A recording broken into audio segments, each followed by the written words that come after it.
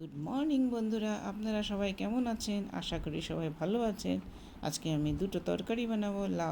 প্রথমে লাউটাকে কেটে ধুয়ে নিলাম। ধুয়ে এদিকে তিতা করলা কাটলাম আর হাফ কাপ সোনা মুগ ডাল একটু কড়াই ভেজে নিলাম। যখন লাল লাল করে ভাজা হয়ে গেছে তখন একটু জল দিয়ে দেবো।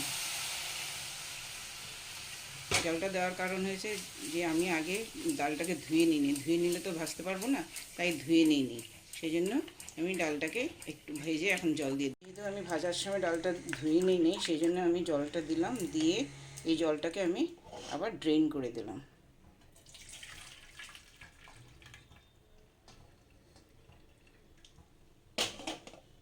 লাউগুলো দিয়ে দিলাম।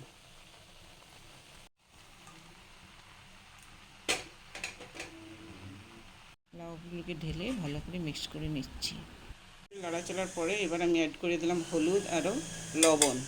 এবার এটাকে ভালো করে লাড়বো, ভালো করে নেড়ে চেড়ে তারপরে কিছুক্ষণ ঢেকে রেখে দেবো।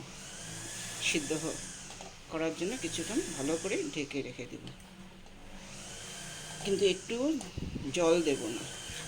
যেহেতু এখন লবণ দিয়েছি, লবণটার থেকে আপনার জল বের হয়ে যাবে, আর লবণের কোনো প্রয়োজন নেই। যারা এই লাউয়ের রেসিপিটা দেখছে তারা যদি প্রতিটা বানানোর সময় একটা টিপস আমি দিয়ে দিচ্ছি, যে এই লাউটা যতটুকু আমরা প্রথমে দেওয়ার সময় দিয়েছিলাম সেই পরিমাণে কিন্তু শেষ পর্যন্ত কমে আসবে। তাই লবণটা যত পারে একটু কম মাত্রায় দেবেন। কম মাত্রায় দিলে তাহলে শেষ পর্যন্ত আপনাদের মাপে থাকবে। এখন দিয়ে দিলাম কাঁচা লঙ্কা দিয়ে একটু সময় ঢেকে রেখে দিলাম।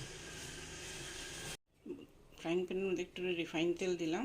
রিফাইন তেলটা একটু গরম হয়ে যখন আসবে তখন আমি এটার মধ্যে অ্যাড করলাম করলা। ভালো করে নাড়াচাড়া করে আমি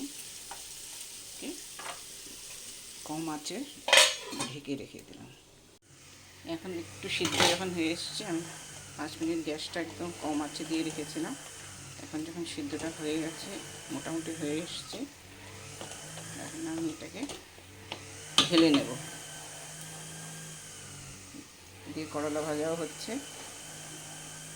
লাউটাকে ঢেলে নিলাম। ঢেলে ফোড়ন দেবো। এবার তেল দিয়ে শুকনো লঙ্কা, গোটা জিরা, তেজপাতা দিয়ে ওটাকে ফোড়ন দিচ্ছি।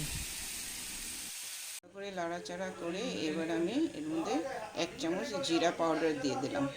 জিরা পাউডার দিয়ে এবার ভালো করে নাড়াচাড়া করব। নাড়াচাড়া করে তারপরে ঢেকে রেখে দেব।